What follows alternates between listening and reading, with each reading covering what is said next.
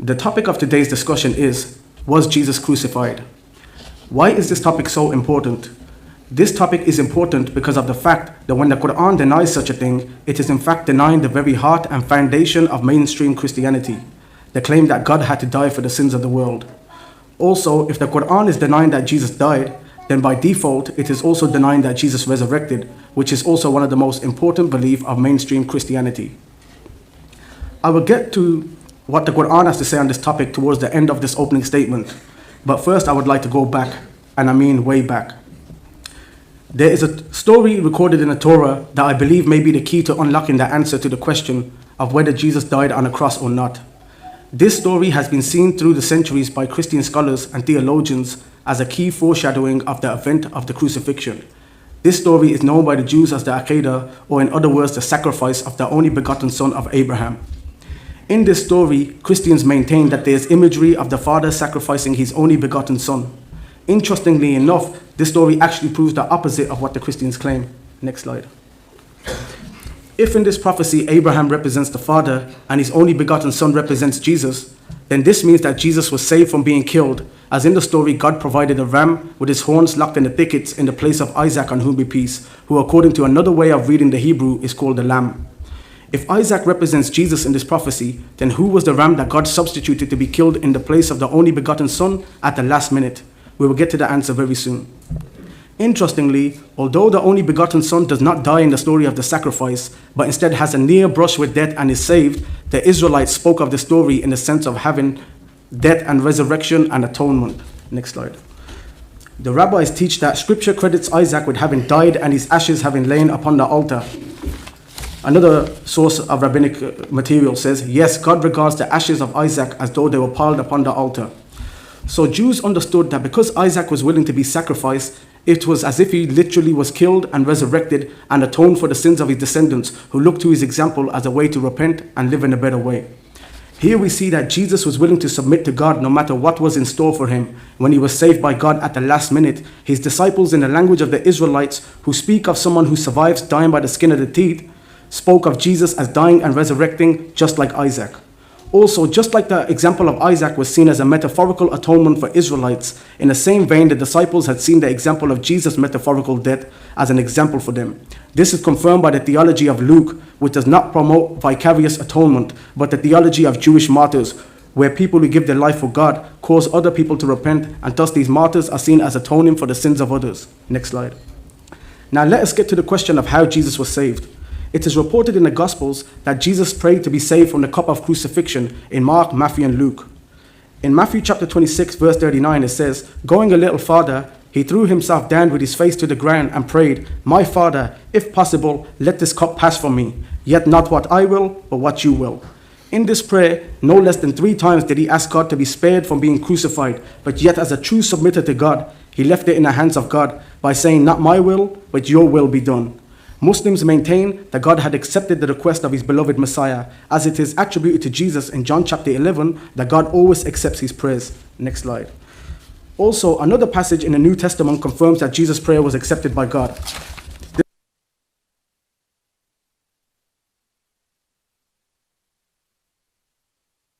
And pleadings with a loud cry and tears to the one who could rescue him from death, and God heard his prayers because of his deep reverence for God.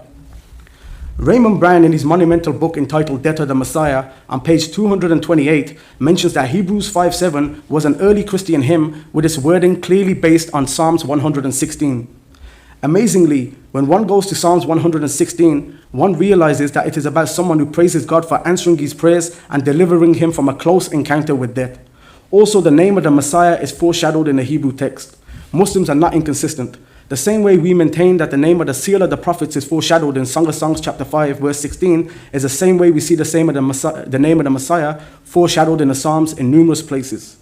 Any Jewish follower of Jesus who believed that the prayer of Jesus was accepted, as Hebrews 5:7 states, would easily connect it to Psalms 116 and would clearly see the name of the Messiah alluded to in the Psalms.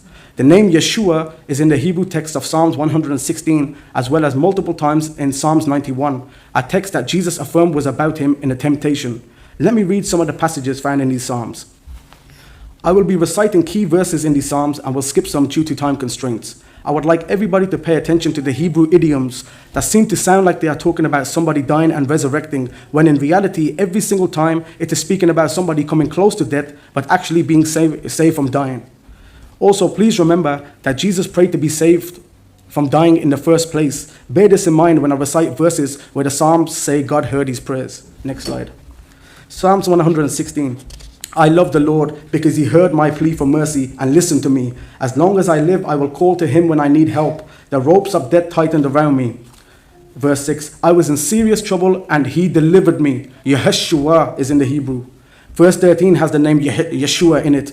Any Jewish Christian who followed Jesus would see clear-cut allusions to the name of the Messiah in the text. Verse 16, yes, Lord, I am indeed your servant. I am your lowest slave. You save me from death. Next slide.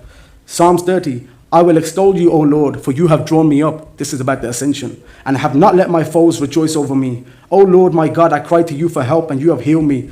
O Lord, you brought up my soul from Sheol. You have kept me alive, that I should not go down to the pit. Next slide. To you, O Lord, I cry, and to the Lord I plead for mercy. What profit is there in my blood? Now, Christians tell us that there is profit in the blood of Jesus. It atoned for the sins of the world. Yet this rhetorical question is implying there is no profit in the blood of Jesus. Psalms 86, verse 6. Give ear, O Lord, to my prayer, and give heed to the voice of my supplications. In the day of my trouble I shall call upon you, God in Gethsemane. Verse 14. God, arrogant men rise up against me, while a company of ruthless individuals want to kill me. Verse 16. Turn to me and have mercy on me. Show your strength in behalf of your servant. Save me because I serve you just as my mother did. That's an allusion to his righteous mother Mary, who the Quran describes as one who served Allah Azza wa Jal in the temple, a female priestess. Next slide, please. Psalm chapter 31, which is confirmed by the New Testament as messianic. In you, Lord, I have taken refuge. Let me never be ashamed, because you are righteous. Deliver me. Listen to me and deliver me quickly. Verse 4. Rescue me from the net that they conceal to trap me, for you are my strength. Rescue me from the traps of his enemies. Verse 8. You have not delivered me into the hand of the enemy. A messianic psalm that the New Testament confirms, which makes it clear that Jesus was not delivered into the hand of the enemy. Next slide.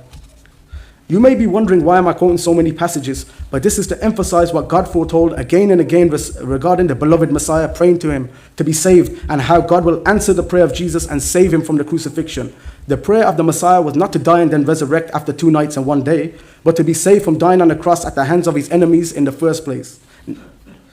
Psalms 118 verse 5. I called on the Lord in my distress. The Lord answered me openly. Verse 17. I will not die, but I will live to recount the deeds of the Lord.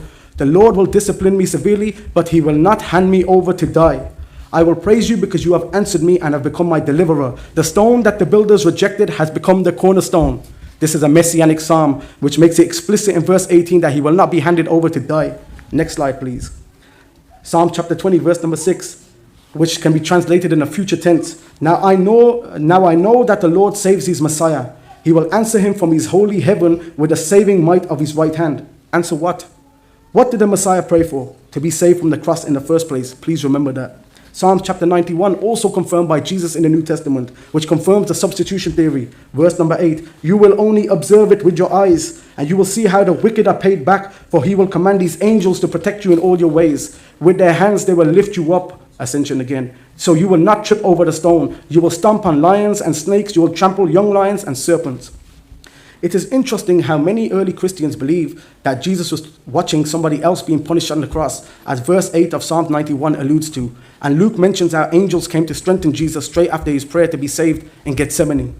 It is clear, according to the Psalms, that the enemies of the Messiah will hatch a plot to kill him, and that he will pray to be saved, and although he will come close to dying, God will save him. Since this is what the prophecies foretell, then this had to be what happened to Jesus. And if this is what happened to Jesus, then this had to be what his disciples were preaching.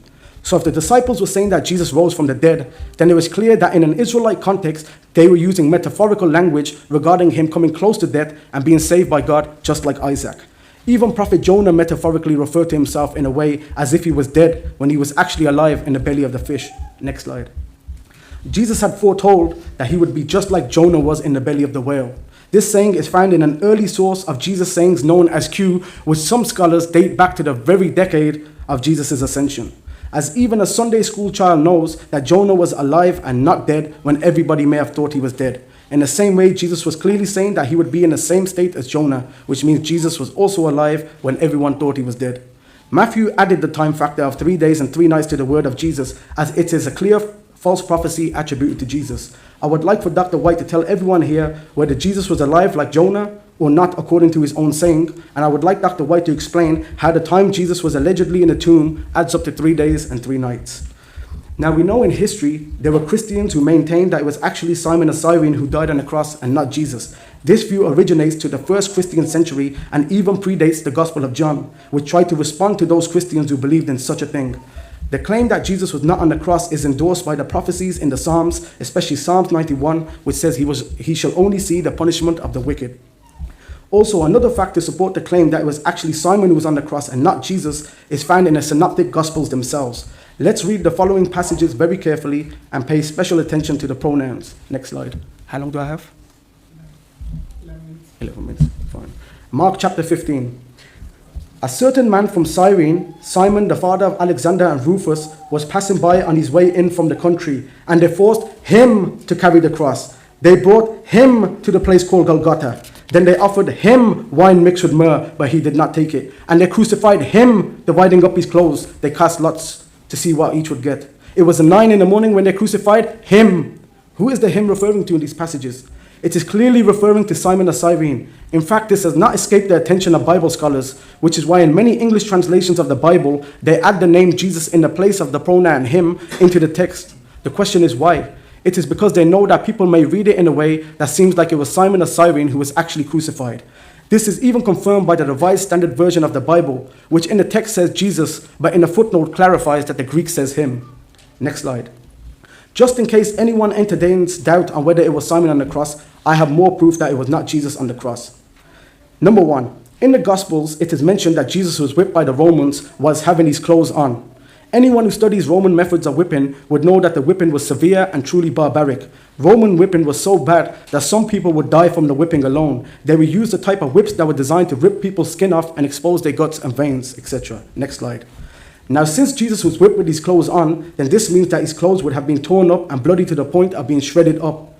Yet the person who was on the cross had clothes that were decent enough for the Roman soldiers to want to divide up between themselves and keep. What would Roman soldiers do with clothes that were torn apart and filled with the blood and guts and veins of a Jewish man? Next slide. The fact that the clothes were in a decent condition shows that the person on the cross was not the same person who was whipped by the Romans earlier. Next slide. Number 2. In Luke chapter 22, Jesus made a prophecy that he would not drink wine again until he is in the Father's kingdom. Yet the person on the cross drank wine as confirmed in John chapter 19, verse 29. So Christians have a dilemma.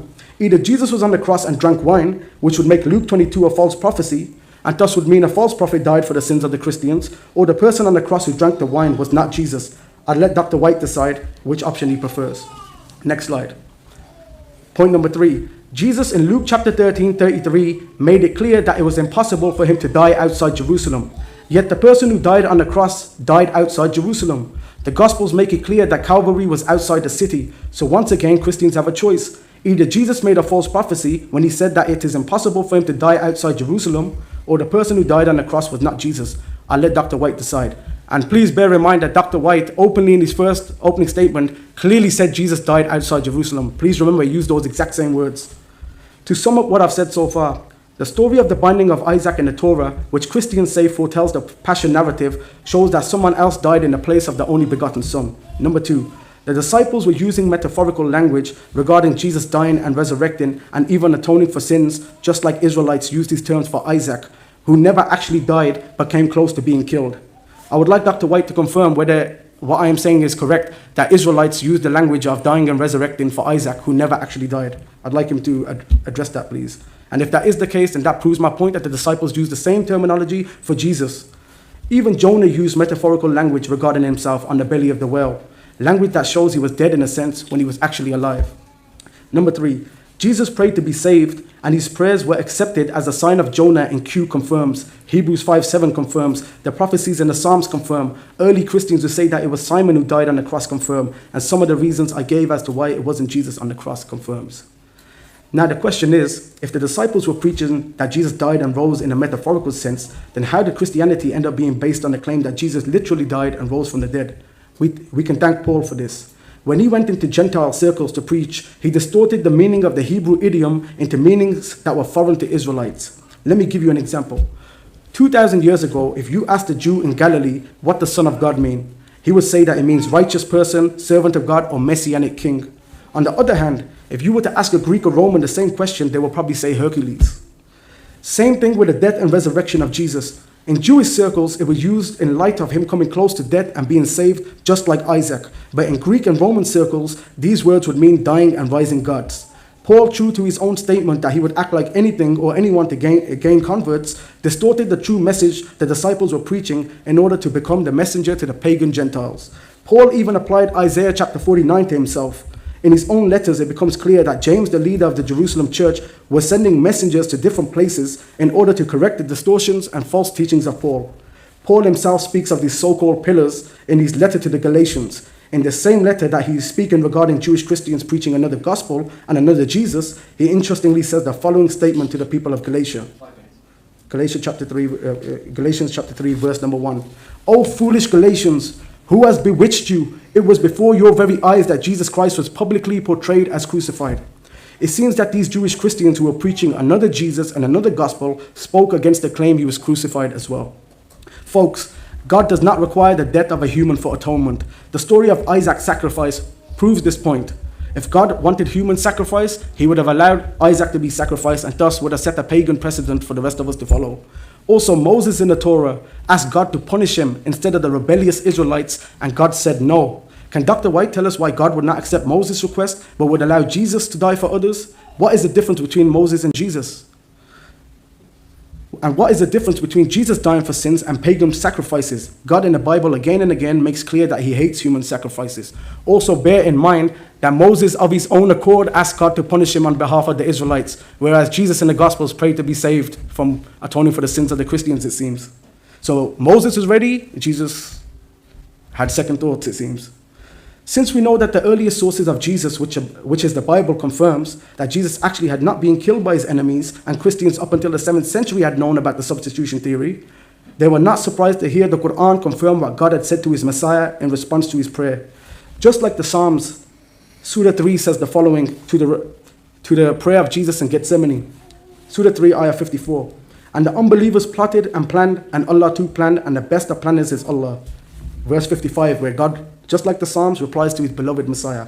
Behold, Allah said, O Jesus, I will take you and raise you to myself and clear you of the falsehoods of those who blaspheme. I will make those who follow you superior to those who reject faith to the day of resurrection. Then you shall all return unto me, and I will judge between you of the matters wherein you dispute. In response to the Jews who were boasting about killing Jesus, the Quran says the following.